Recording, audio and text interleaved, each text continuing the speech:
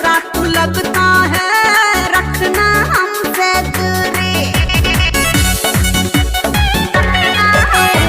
ऐसे नहीं देखना मखनो रे मेरा बदन अंगूरी।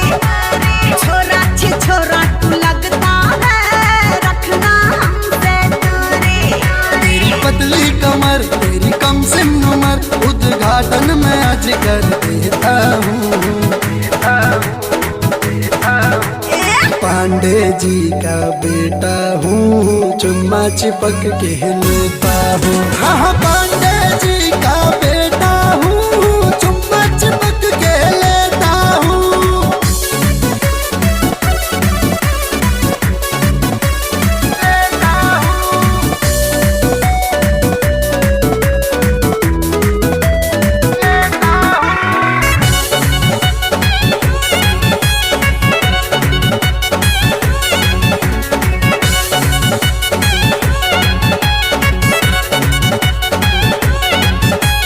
नैन तेरा नखरीला है दिल बन बैठा ये दीवाना रे।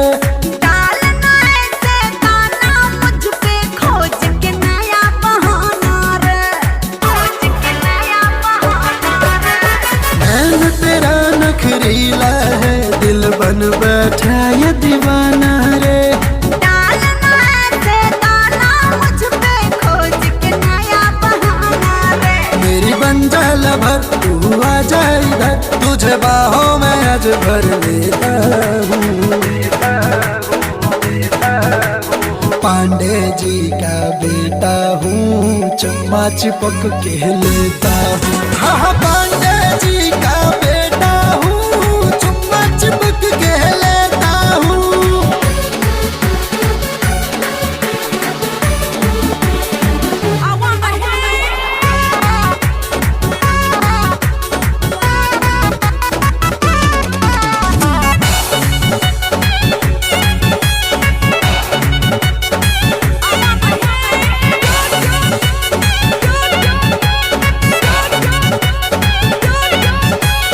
हॉट फिगर दिखला कर क्या तू जिगरे को ललचाएगी।